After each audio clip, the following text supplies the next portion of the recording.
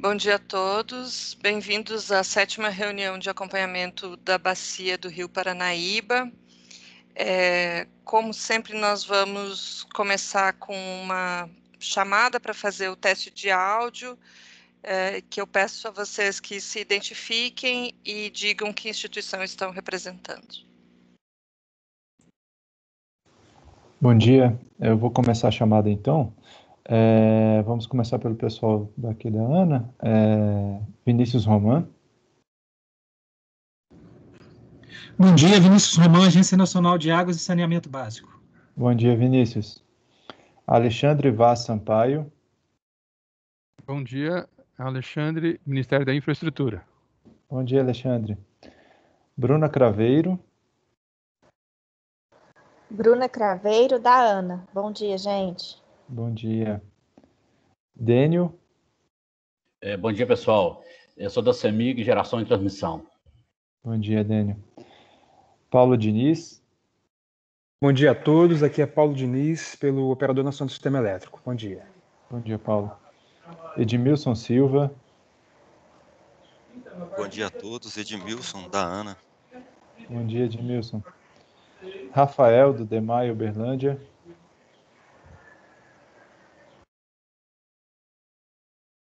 Rafael diz que está presente, acho que ele não está com o microfone habilitado lá.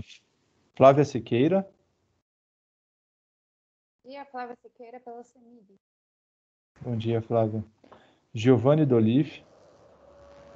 Bom dia, Diego. Bom dia a todos. Giovanni Dolif, do CEMADEM. Bom dia, Giovanni. O seu microfone está com um pouquinho de ruído, viu? E sua voz um pouco baixa. Ok. Bom dia. Igor Siqueira.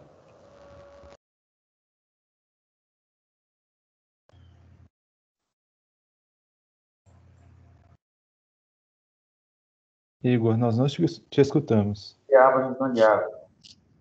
Bom dia. Bom dia. João Paulo Sotero.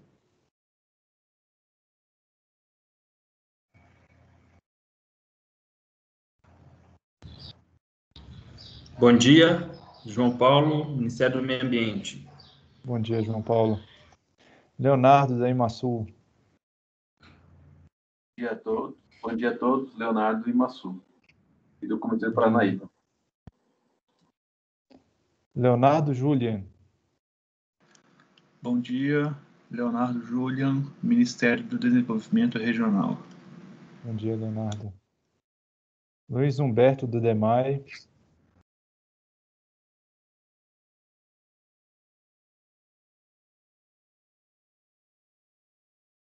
Luiz Humberto, a gente não te escuta. Também está sem microfone e vai participar pelo chat. Bom dia. Márcia Maria. Bom dia, Márcia Maria, CBH Paranaíba, Praia Clube. Bom dia, Márcia. Mariane Guimarães. Bom dia, Mariane Guimarães, aba Gestão de Águas. Bom dia. Matheus Machado. Bom dia, Matheus Machado, da ANEL. Bom dia, Matheus. Nara Santos. Bom dia, Nara Santos, assessora de comunicação do CBH Paranaíba, aba. Bom dia, Nara. Wallace Lucas, do IMET. Bom dia, Wallace Lucas, IMET. Bom dia, Wallace. Tem alguém que eu não chamei aqui que esteja participando? Bom dia, eu entrei um pouquinho mais tarde, é Camila, do ONS. Bom dia, Camila. Então é isso, Ana, passo a palavra a você. Obrigada, Diego. Eu mesma não me apresentei, meu nome... Pois não, pode falar. Não, pode falar, Ana, eu ia me apresentar. Se apresente, por favor. Bom dia a todas e todas, Cristiandra Siciliato, do FONASC, Instituto Toca do Sol. Bom dia, Cristiandre. Do setor de ONGs. Sim. Então, novamente, eu mesma não me apresentei. Meu nome é Ana Paula Fiorese, da Agência Nacional de Águas e Saneamento Básico. Hoje eu estarei conduzindo a reunião e nós vamos fazer da maneira que fazemos normalmente, começando com uma apresentação do CEMADEM sobre as observações climáticas nos últimos dias e o prognóstico para o próximo período. Giovanni, fica à vontade. Obrigado, Ana Paula. Vocês me ouvem bem agora? O microfone estava ruim? Melhorou. Tá ok. Podemos passar para o próximo slide, onde a gente tem a chuva acumulada nos últimos 30 dias. Do lado esquerdo, os volumes, né, das cores mais quentes, pouca chuva, e as cores mais frias, muita chuva. E onde não tem coloração, né, a gente tem chuva abaixo de 10 milímetros. Então, na área da bacia, a gente percebe que tem algumas regiões onde praticamente não choveu e algumas com pouca chuva. Na figura da direita, a gente tem uma diferença entre isso que choveu e o que seria normal chover nesse período. As cores quentes indicam chuva abaixo da média, e elas predominam na área da bacia do Paranaíba. Então, em algumas áreas em branco, quer dizer que ficou próximo da média. Significa que esse mês de setembro a gente teve chuva ou próxima da média ou abaixo da média. Como setembro já é um mês em que normalmente chove pouco, é um dos meses que menos chove no ano, isso significa que foi muito escassa a chuva nesse mês de setembro. Próximo slide.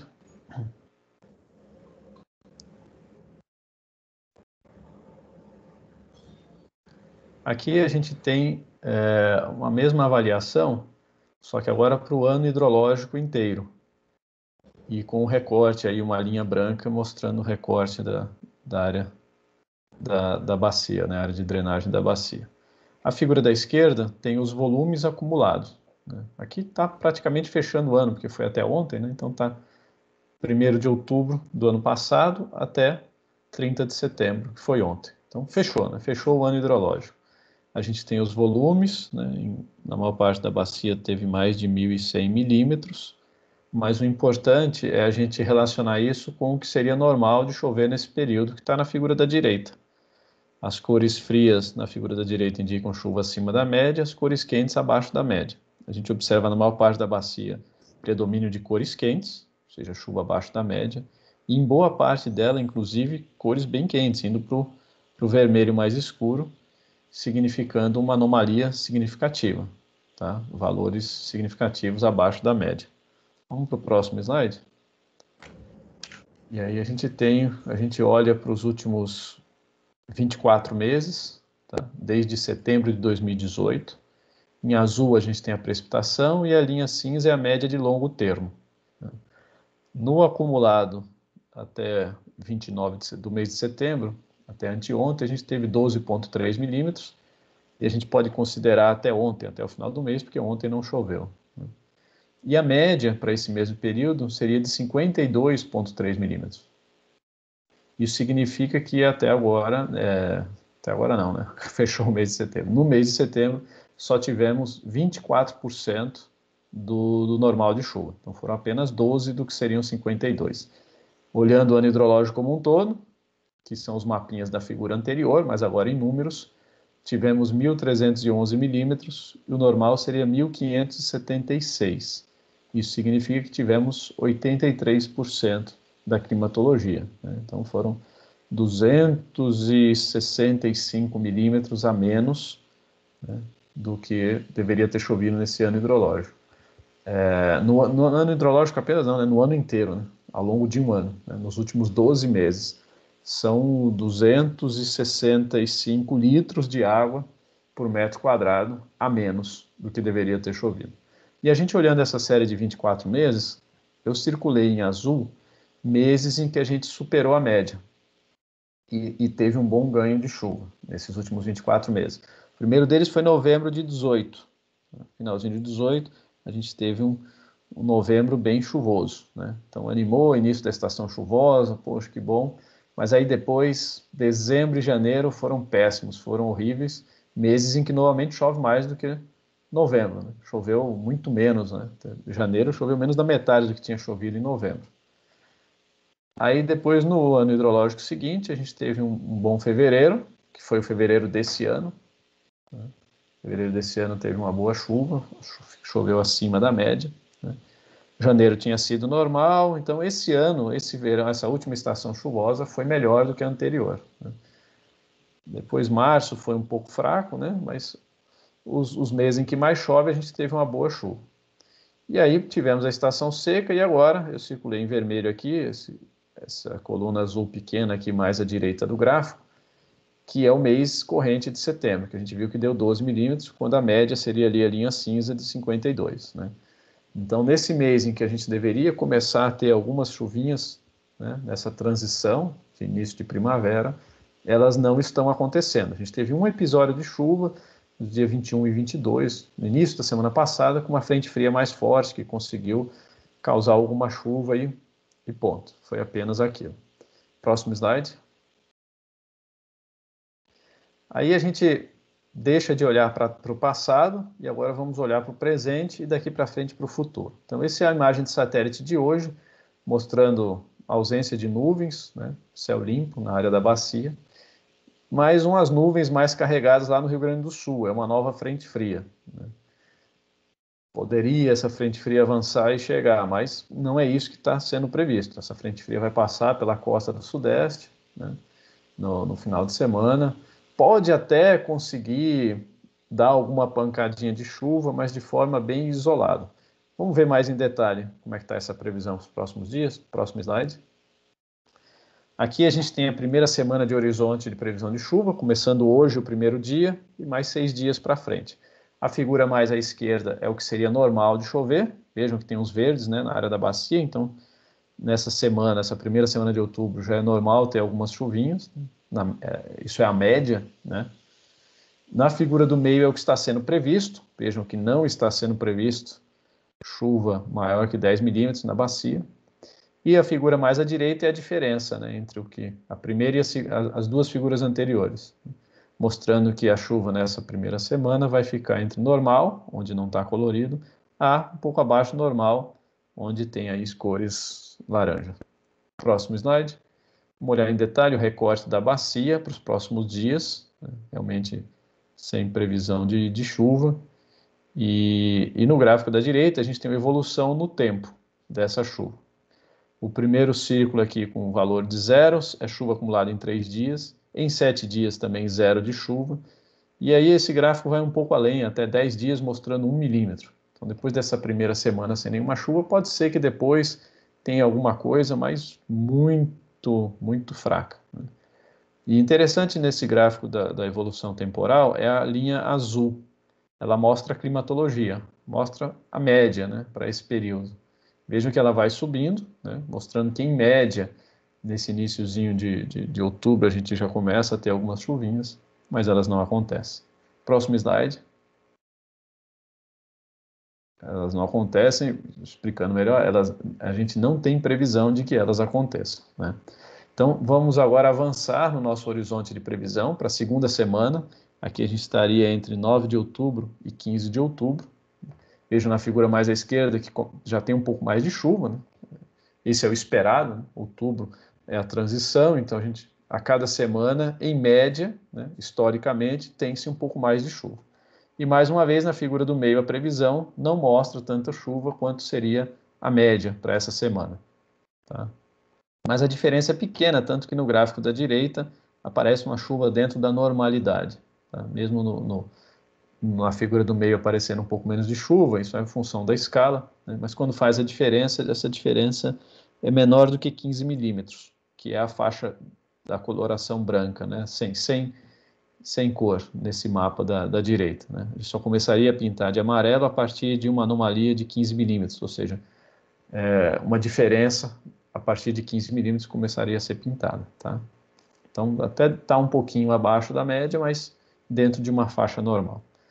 Próximo slide, aí a gente vai avançar um pouco mais no horizonte, a gente vai para a terceira e quarta semanas. Então, a gente vai para a terceira semana, que é de 15 a 21 de outubro, tá aqui essa figura acima, à direita acima, mostrando áreas em branco, próximo do normal, e áreas em laranja, que seria um pouco abaixo do normal. Então, nessa terceira semana aí, de outubro, a gente estaria com chuva entre normal a um pouco abaixo do normal. Na quarta semana, já aparece um padrão já mais intenso de anomalia negativa, né, de falta de chuva. Tá?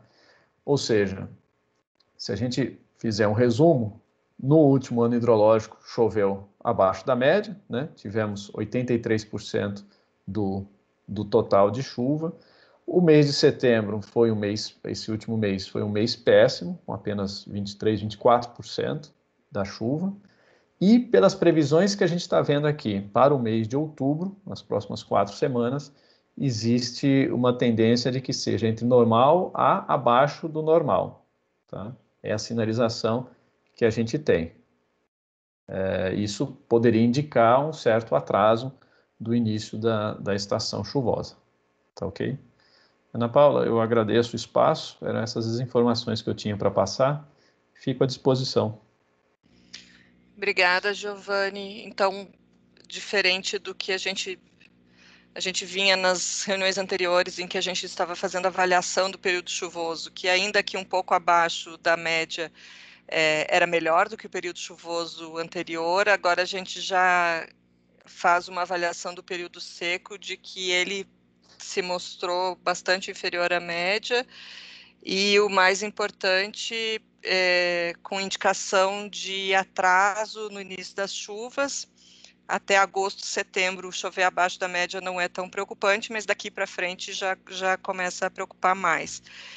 Antes de passar para a apresentação do ONS, nós temos o Wallace do INMET. Wallace, se você desejar fazer algum comentário sobre essa parte, por favor, fique à vontade. O seu microfone está desligado. O quadro de chuva para os próximos dias realmente não é favorável, né? As previsões do Cosmo, elas batem com o que está previsto, com o GFS e o modelo que foi apresentado. Não tem muito a adicionar, não. O modelo do IMET, o Cosmo, também está batendo a mesma previsão de chuva para os próximos dias. Tá certo. Obrigada, Wallace. Eu vou passar, então, para a apresentação do ONS, que vai falar sobre a situação dos reservatórios e a perspectiva de operação e de armazenamento para as próximas semanas. Eu não sei quem é, se é o Paulo Diniz ou a Camila. É a Camila, Ana, que vai fazer a apresentação. Camila, fica à vontade.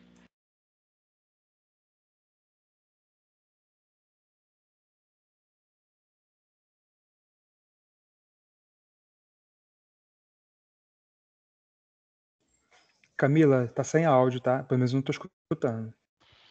Tá escutando agora? Agora sim. Ah, tá bom. Boa tarde a todos. Bom dia a todos, né? Aqui é a Camila Azevedo, do ONS, e vamos dar início à apresentação da avaliação das condições hidrológicas e de armazenamento do Paranaíba no período seco. Próximo slide, por favor. Próximo. A gente está contextualizando ali as duas variáveis mais importantes para o Sistema Interligado Nacional. A EAR, que é a capacidade de água armazenada nos reservatórios de regularização. Como pode ser visto, a bacia do Paranaíba ela representa 27% do Sistema Interligado Nacional. E a ENA, que é a energia natural afluente, tendo como 16% a representação da bacia do Paranaíba. Voltando para a IAR, ela representa 27% dentro do Sistema Interligado Nacional, mas a bacia do Paranaíba está dentro do Sistema Sudeste Centro-Oeste, tendo uma representatividade de 38,5% nesse sistema. Próximo slide, por favor. Essa é a configuração, né, atual dos aproveitamentos hidrológicos da bacia do Paranaíba, sendo o triângulozinho de reservatórios de regularização e os que estão de bolinha são os reservatórios a fio d'água. Ao lado, nós temos o ranking dos maiores reservatórios de regularização, tendo como principal Emborcação, com 13.056 hectômetros cúbicos, Itumbiara, com 12.454 hectômetros cúbicos, Nova Ponte, com 10.380 hectômetros cúbicos e São Simão, com 5.540 hectômetros cúbicos. Próximo slide, por favor. Essa é uma contextualização hidrológica das vazões naturais do reservatório, né? Caso esse trecho não tivesse esses reservatórios de regularização. Como pode ser visto, a média de longo termo do Paranaíba para o mês de setembro foi de 63,87. Ela vem caindo ao longo do ano, né? E ela ficou levemente melhor do que o de setembro do ano de 2019, com 61,2%. Próximo slide, por favor. Essas são as energias naturais da bacia do Paranaíba, representatividade pelos reservatórios. Essas energias tiveram um pico no mês de fevereiro, principalmente por reservatórios de Nova Ponte, porém agora elas entraram em recessão, né? E estão caindo ao longo do ano, estando abaixo da média. Próximo slide, por favor. Essa representatividade da energia armazenada na bacia do Paranaíba, como pode ser visto fazendo uma comparação entre todos os anos, desde 2013. O ano de 2020 ele está ficando abaixo já do histórico de 2019, podendo entrar, como pode ser visto, um dos piores assim, históricos da bacia, né? Se ela continuar declinando nesse que nem vem acontecendo. Próximo slide, por favor. Vamos dar início à operação, né? Essa operação do reservatório de Nova Ponte, como pode ser visto, a afluência está inferior à defluência do reservatório, por isso que a gente está iniciando um processo de depressionamento do reservatório, finalizando Nova Ponte com volume útil de 33,08%. Próximo slide, por favor. Corumbá 1. Ele está com uma afluência também menor do que a defluência, mas ele está operando praticamente como se fosse a fio d'água, né? E o reservatório também está entrou em depressionamento, finalizando com 33,4%. Mas, porém, como pode ser comparado, ele está ainda um pouco melhor do que do ano passado. Próximo slide, por favor. O reservatório de emborcação também está com uma afluência menor do que a defluência. O seu volume útil está finalizando com 25,6%. Próximo slide, por favor.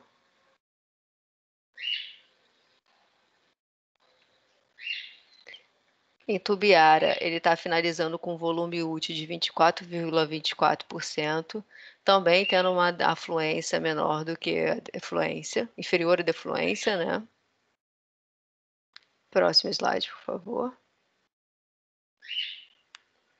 E São Simão, estamos finalizando com volume útil de 37,1%. Ele está operando praticamente quase a fio d'água. Nesses últimos dias, a sua afluência deu uma leve elevada, mas nada que fosse o suficiente para o reservatório, né? E como pode ser visto, o seu pico de volume útil foi no mês de maio, né?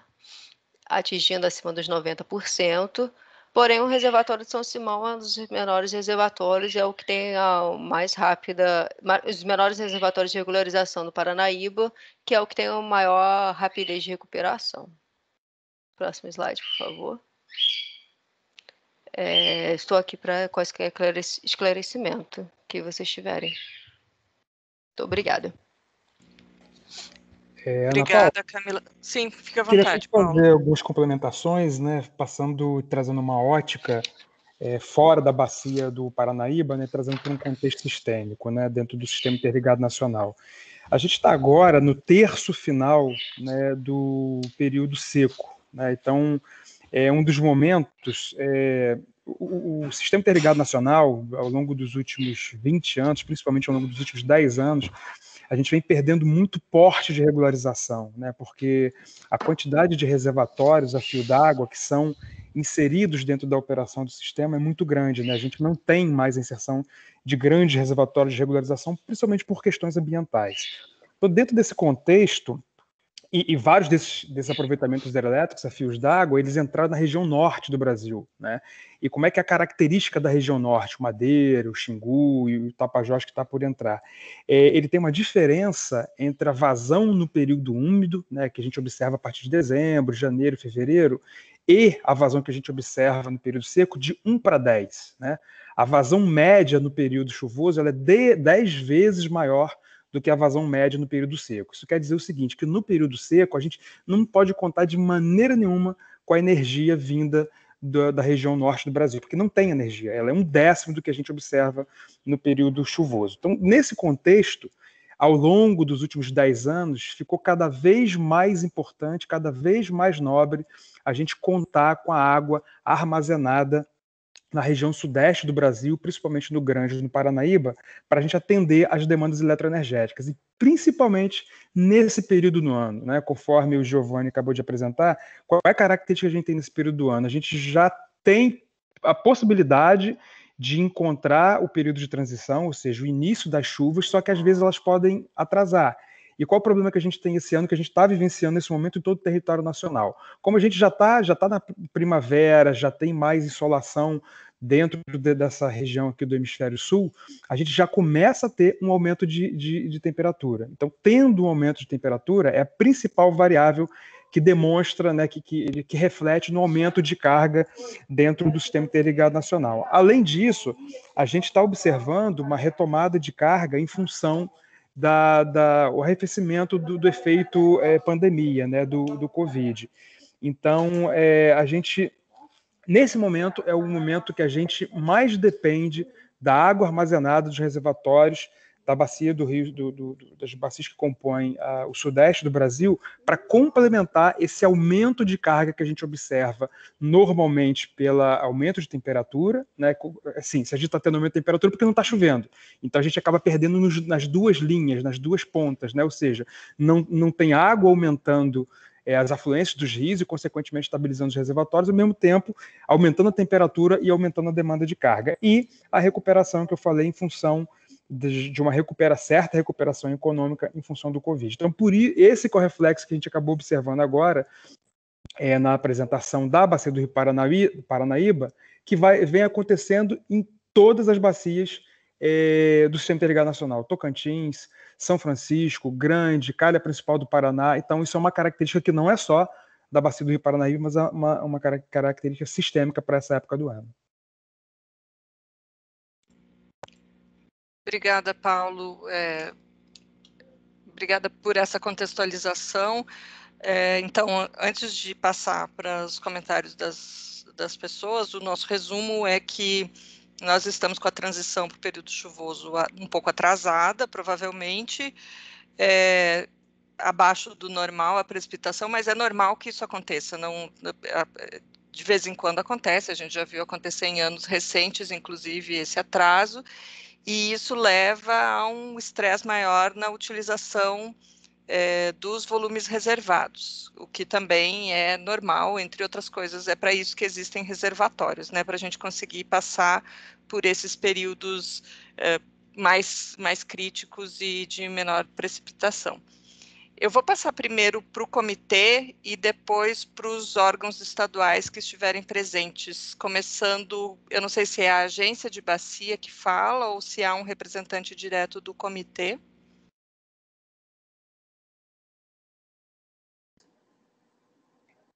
Ana Leonardo, vice-presidente do Comitê do Paranaíba.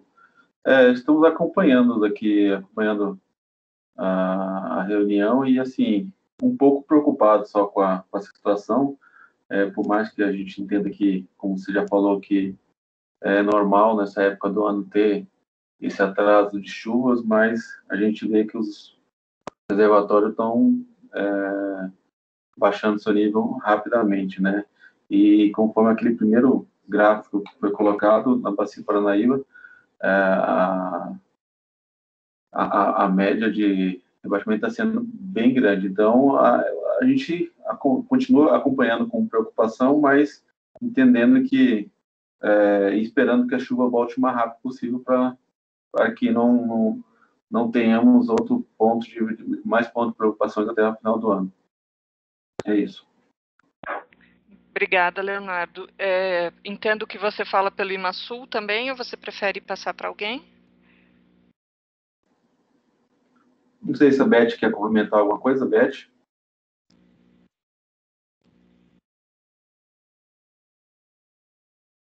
Alexandre, do CBH Paranaíba também, estaria aberto a perguntas agora ou mais para o final? Pode perguntar. É sobre essa questão climática que está acontecendo agora, que é um calor excessivo que está se fazendo.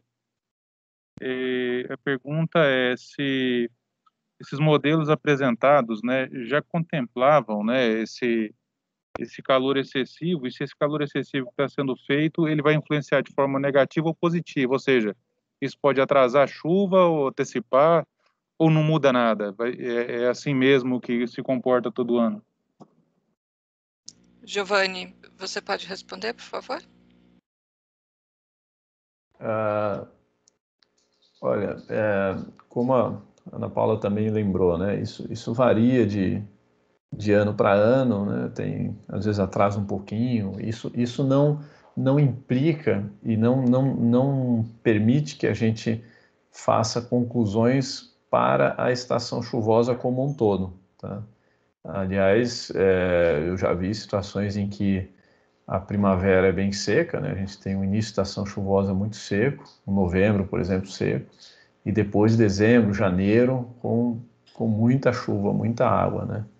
A gente não deseja que isso aconteça porque, primeiro, que gera um estresse muito grande, né? De ficar esperando essa água vir, depois, quando ela vem, pode até trazer problemas se for em excesso, né? Outro tipo de problemas, né? Às vezes não no reservatório, mas outro tipo de problema, com desastres e tal.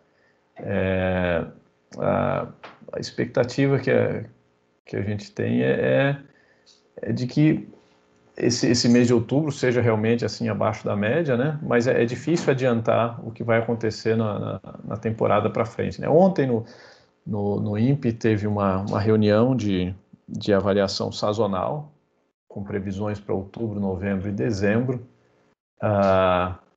e tem uma variabilidade. Predomina a tendência de a maior parte da área da bacia mostra, as previsões indicam uma anomalia negativa, né? Chuva abaixo da média. Mas quando a gente olha para um trimestre, é difícil, né? Porque pode ser que outubro seja seco, mas depois chove mais nos outros meses, né? Não dá para você ter o timing da coisa, né? Evolução temporal. Então, acho que é isso o que eu consigo dizer um pouco além daquilo que eu tinha dito na apresentação. Não sei se consegui responder, se não, pode provocar um pouco mais, que eu tento falar mais. Posso fazer minha provocação? Vamos lá. Espera só sobre o mesmo assunto? Mesmo assunto, Comitê do Paranaíba. Pode. Sou representante da Eu gostaria de fazer em seguida. Quem quiser fazer perguntas, só um minutinho, só para a gente organizar aqui. Quem quiser fazer perguntas, usa a ferramenta de levantar a mão, tem uma mãozinha aqui, é só levantar que vai ficar inscrito, ou então escreve no chat que gostaria de falar, por favor. Licença, Ana Paula, desculpa, eu não consigo levantar a mão e nem escrever no chat, então eu gostaria de dizer se você poderia me chamar para a próxima. Obrigada. Pois não.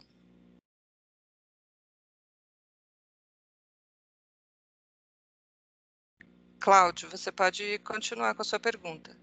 Então, tá bem. Eu tenho visto que nós estamos com uma rápida mudança no sistema de distribuição de chuva, cada vez mais torrenciais em períodos muito curtos. Então, minha indagação para os nossos companheiros aí do setor de hidrelétrico é se no período dessas precipitações a gente não tem como reter mais água e fazer com que os reservatórios se recuperem e tenham menos água vazada, para não chegar nessa situação de estresse, porque o mês de outubro, eu não tenho dúvida, vai ser um mês de estresse. E isso implica em custo de energia para a população, que vai ter que pagar mais caro.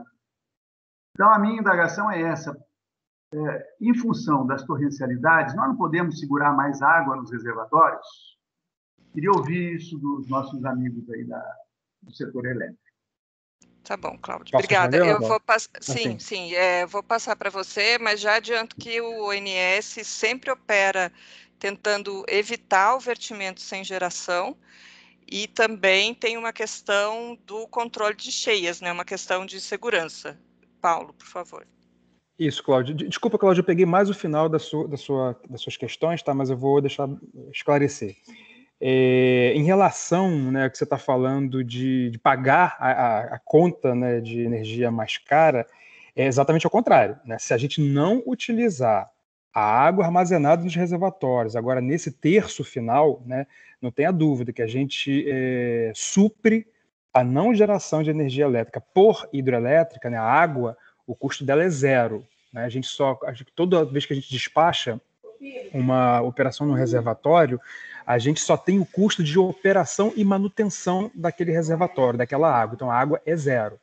Agora, se a gente não puder, por algum motivo, uso múltiplo da água, alguma questão ambiental, quer que seja, não utilizar a água de um certo reservatório, aí sim, esse impacto não é só para as pessoas que moram naquela região, naquela cidade onde está aquele reservatório. O impacto é sistêmico. Por quê? Porque a gente, em não podendo usar aquela fonte de geração hidroelétrica, a gente vai ter que usar termoelétrica. E aí sim, dependendo da fonte a ser utilizada, né, a gente vai utilizando da mais barata para mais cara.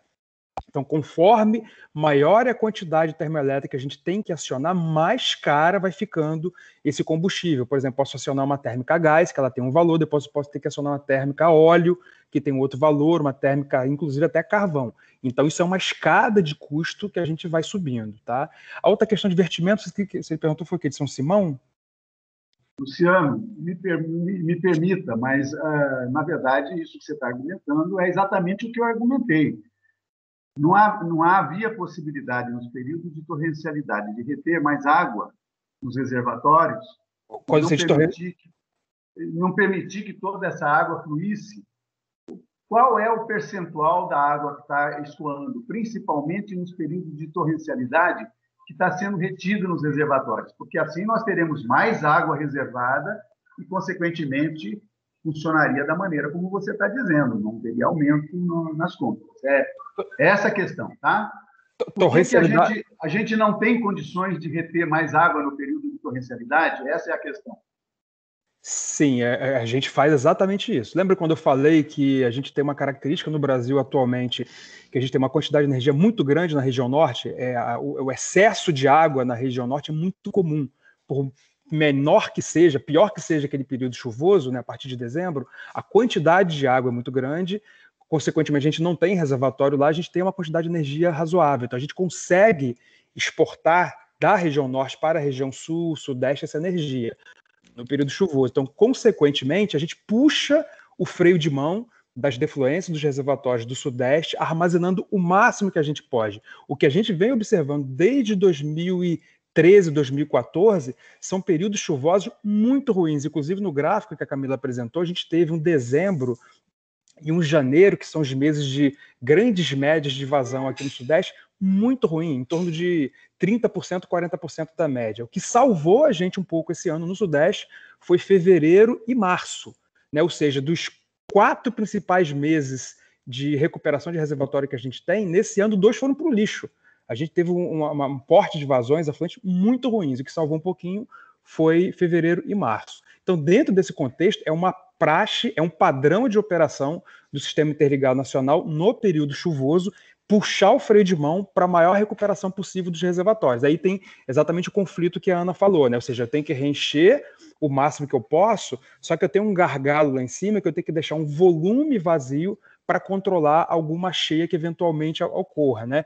Normalmente essas restrições de cheia são por ocupação irregular da calha do rio, ou seja, algumas cidades, elas não têm controle, né? Esse é um problema municipal, estadual e federal, em todos os âmbitos, tá? Então, há uma ocupação irregular da calha do rio e a gente não pode defluir um certo valor a mais, né? Tem uma limitação de defluência máxima de alguns reservatórios e, para evitar isso, a gente tem que deixar uns volumes vazios ao longo do período chuvoso. Então, tem um contrassenso, né? Eu quero reencher o máximo, só que eu tenho que também, dependendo da época do ano, no período chuvoso, eu tenho que deixar um volume vazio, tá?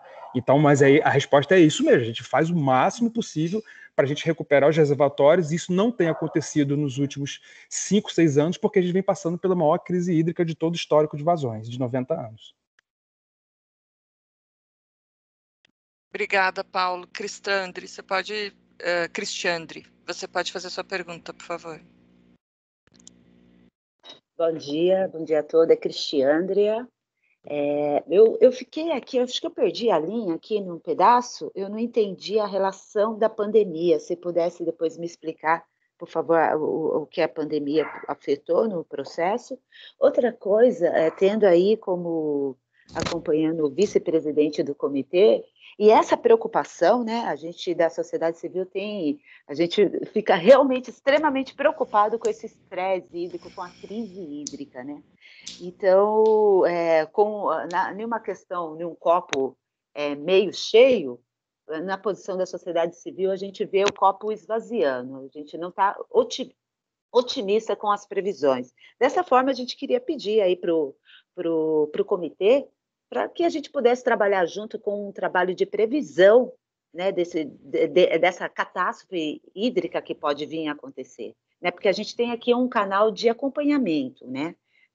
Nós, a sociedade civil, já colocamos a necessidade, acho que foi na segunda reunião, a necessidade de um trabalho de um GT em relação às condições climáticas, e já foi colocado pelo acompanhamento que não seria esse trabalho desse canal. Mas, tendo em vista que o vice-presidente do comitê está aí, a gente queria dar esse encaminhamento aí para que possa ter um trabalho de um GT de acompanhamento do clima aí, para que também não tenha consequências na navegação, tendo em vista que a gente faz parte do GT da hidrovia, né? Então, a preocupação com o nível da água e as consequências para as comunidades que são mais carentes, que já sofrem todo esse processo, é muito grande.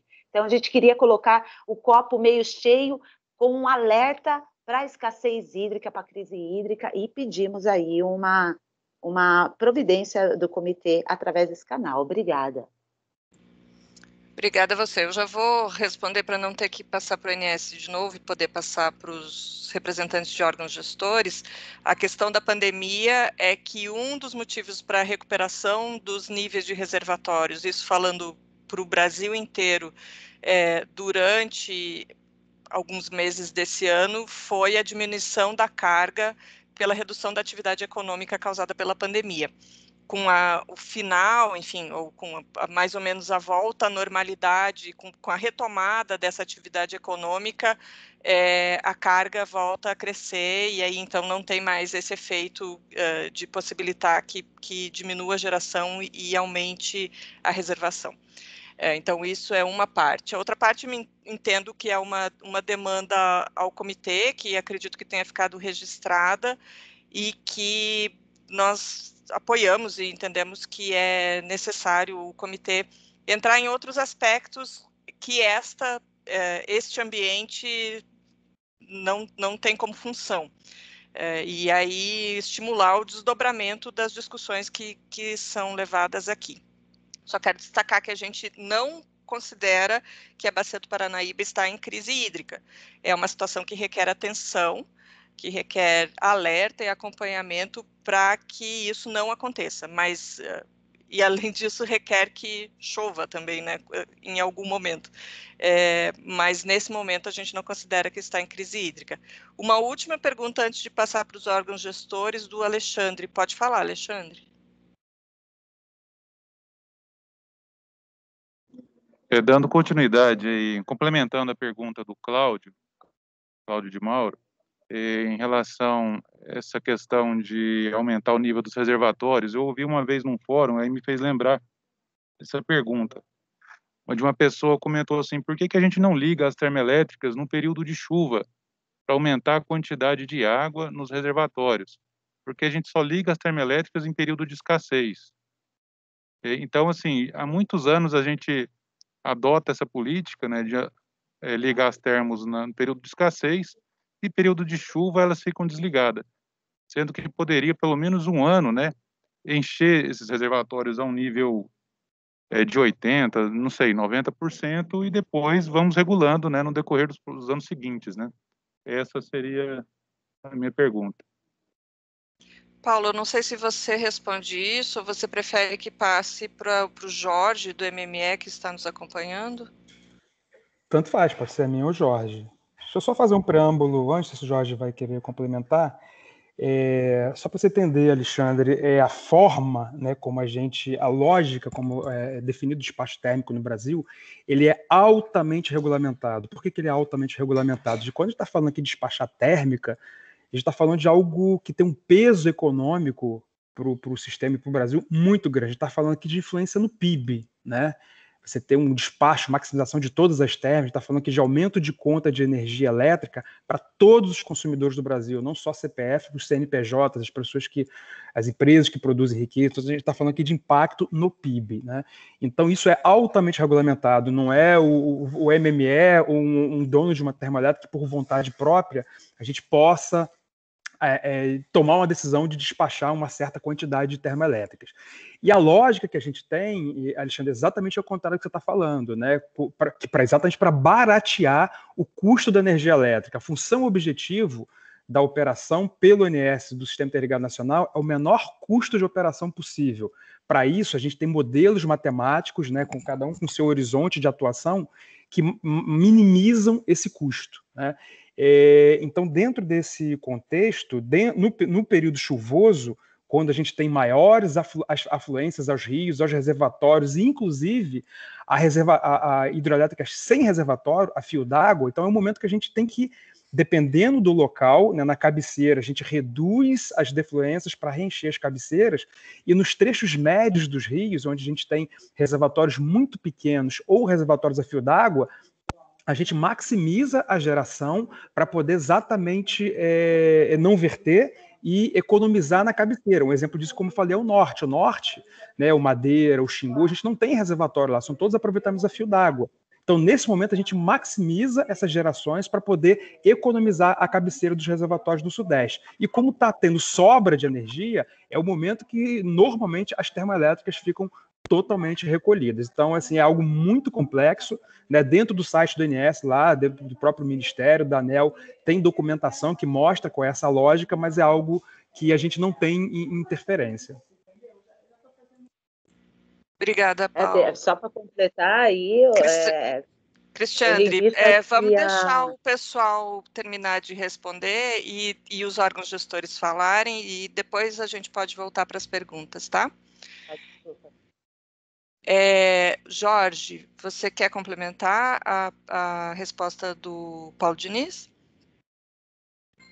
Não, ele foi muito claro e está completamente correto. Existe toda uma legislação que é seguida e o Ministério monitora isso e propõe até novidades, que a gente está sempre em evolução, inclusive nos modelos.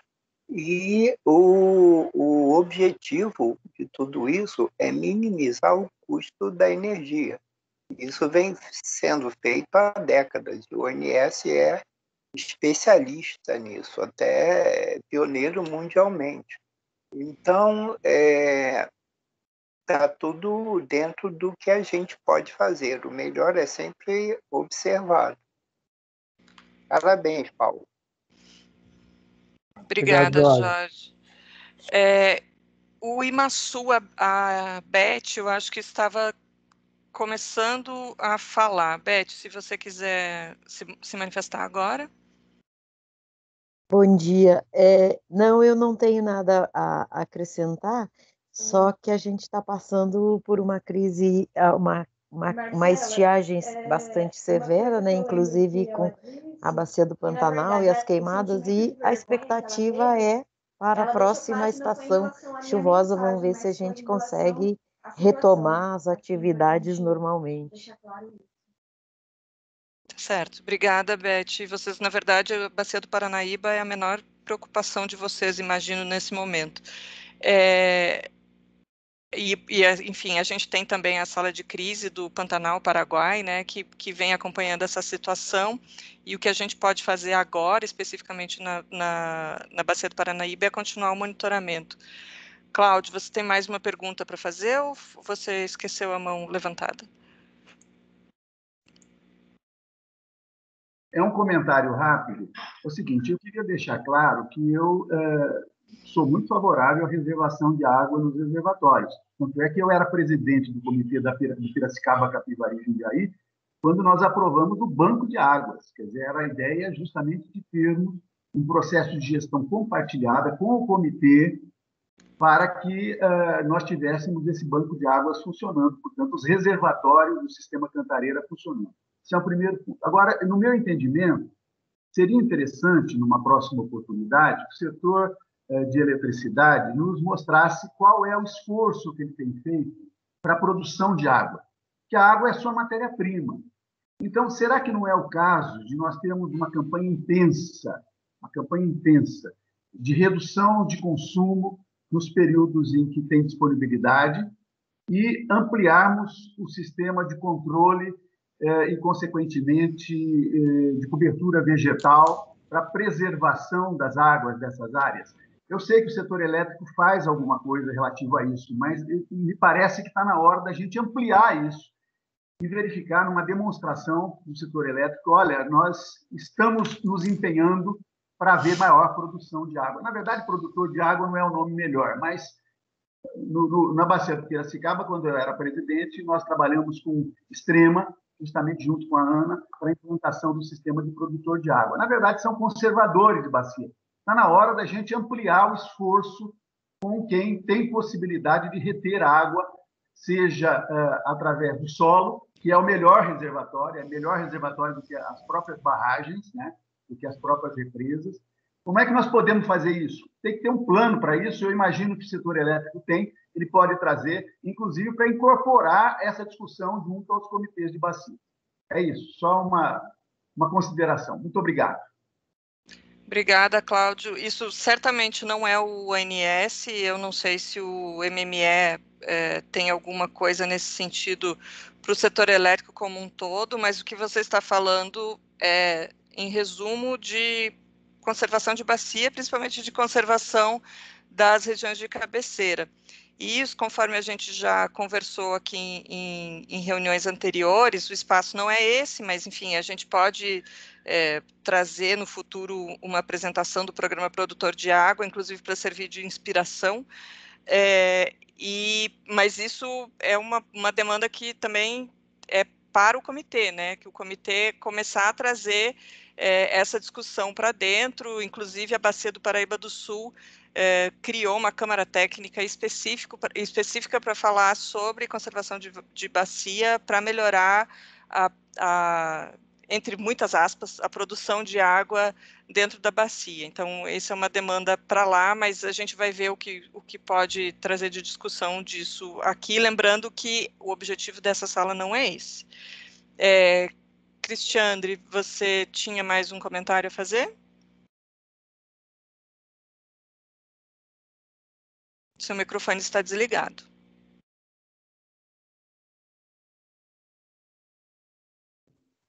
Eu acho que eu me perdi aqui no outro comentário, mas eu vou aproveitar aí e fortalecer o que o Cláudio disse, né? Mesmo que esse canal não seja para esse ponto, mas que o vice-presidente do comitê possa levar em conta esse posicionamento do Cláudio, tendo em vista também que se a região norte é uma grande produtora, exportadora de água, né, para outras regiões, no entanto, está sendo atacada em um processo devastador historicamente com as queimadas, e isso vai influenciar futuramente na questão da água. Então, a gente vai utilizar realmente esse canal aqui para poder dialogar aí com o comitê que está participando, que essa demanda seja incorporada aí com o plantio de árvores, controle do desmatamento, redução do consumo, através de campanhas, né? Através da comunicação, através de campanha nas grandes mídias de comunicação. Então, seria isso, mesmo sabendo que esse canal não é para isso, mas as demandas estão partindo para isso. Obrigada mais uma vez, Ana Paula. Leonardo, eu vou passar para você só para garantir que você... Aqui, o Leonardo acabou de se manifestar, dizendo que a sugestão está anotada para levar ao comitê.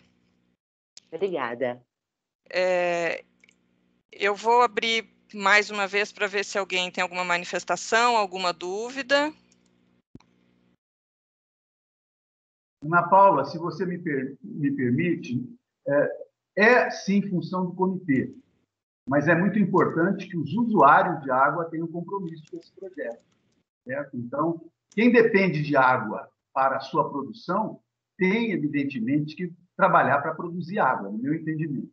Mas é só uma contribuição para que, na hora que o tema vai ser tratado, não seja, não, é problema do comitê. É um problema do comitê, mas é um problema dos usuários também, em primeiro lugar, porque se os usuários não tiverem disponibilidade hídrica, o problema é mais complexo ainda. Não cabe a todos os setores envolvidos, como usuários, terem políticas para esse tema. É só uma recomendação, porque eu sei que não é aqui que vai se tratar desse assunto, mas eu agradeço a oportunidade. Obrigada, Cláudia. Em momento nenhum, minha intenção foi dizer que era problema do comitê. É problema de todos nós, na verdade. É só que a gente tem que achar os espaços mais adequados para a discussão render frutos. E aí, o que a gente está fazendo aqui é tentar uma articulação, inclusive dando espaço para que o comitê fique atento a essas questões que estão sendo levantadas e possa progredir nisso, e a gente continua à disposição. E aí, a ANA não é só a sala de acompanhamento, né? Há outros setores da ANA que podem ajudar com isso também, que têm experiência nisso. Mas obrigada pelo seu comentário. Seguindo, então, acho que a gente já pode, como a gente está numa situação em que a perspectiva é de que o período de chuva demore um pouco para chegar, estamos, nesse momento, podendo somente fazer o acompanhamento. A minha sugestão é que a gente marque a próxima reunião para daqui a 4 semanas, que daria no dia 29 de outubro. Aí a gente pode ver se a transição para o período chuvoso se concretizou, como vem sendo isso, e qual fazer uma nova avaliação de perspectiva até o fim do ano. Se ninguém se manifestar, considerarei que estamos ok com o dia 29 de outubro.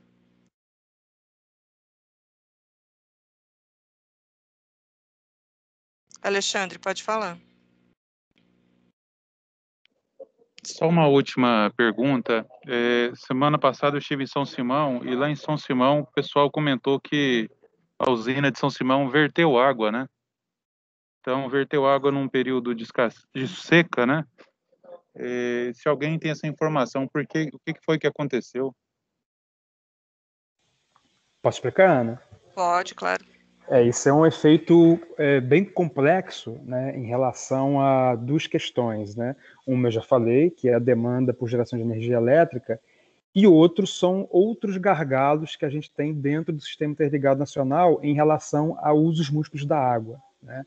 Nesse caso específico desse vertimento de São Simão, é que com a maximização das usinas a montante, dos reservatórios a montante, o engolimento das máquinas de São Simão não é suficiente para passar essa água que está recebendo para baixo. Então, o que acontece?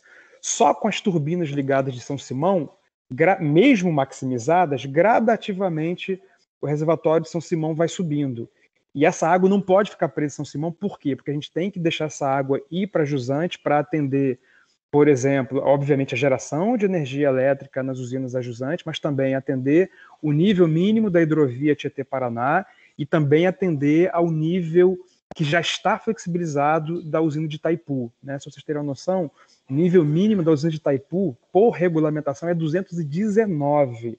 A gente já negociou com o governo paraguaio, né, porque é uma usina binacional, não depende só de vontade do Brasil, para trabalharmos na cota 217, e pela escassez de água que a gente está vivenciando, e também por limitação na bacia do Rio Paranapanema, ou seja, outra bacia que a gente está negociando limitações, a gente começou a baixar o reservatório de Itaipu, inclusive abaixo da cota 217, que já é uma cota flexibilizada. Então, o que a gente está fazendo? A gente já está negociando novamente com o governo paraguaio a possibilidade de operar abaixo da cota 217. Então, por isso que é muito importante a gente deixar toda a água que está nas cabeceiras fluírem para poder atender todos esses, além de gerar energia elétrica, atender todos esses gargalos. Então, São Simão, como já estava maximizado e mesmo assim estava segurando a água que estava recebendo de montante, a gente precisou abrir os vertedores para deixar essa água defluir para os aproveitamentos a jusante. Obrigada, Paulo, pela explicação. Não havendo mais nenhum inscrito, nenhuma manifestação pendente, nós vamos para o final, então, dessa reunião. Lembrando que, além da realização dessas reuniões, nós continuamos fazendo cotidianamente o acompanhamento dos volumes dos reservatórios e da operação dos reservatórios, inclusive os da Bacia do Paranaíba. Então, o fato de ser 4 semanas para frente não significa que não estaremos atentos à situação e, havendo necessidade, nós chamamos uma reunião antes desse período. Mas, a princípio, então, ficamos com a próxima reunião marcada para o dia 29 de outubro, nesse mesmo horário. Eu agradeço a presença de todos e desejo um bom dia para todos. Até logo. Até logo. Obrigado, Ana Paula. Bom dia. Até a próxima. Obrigado, boa tarde a todos. Obrigada a todos e a todas. Obrigada, Ana Paula. Um bom dia a todas aí.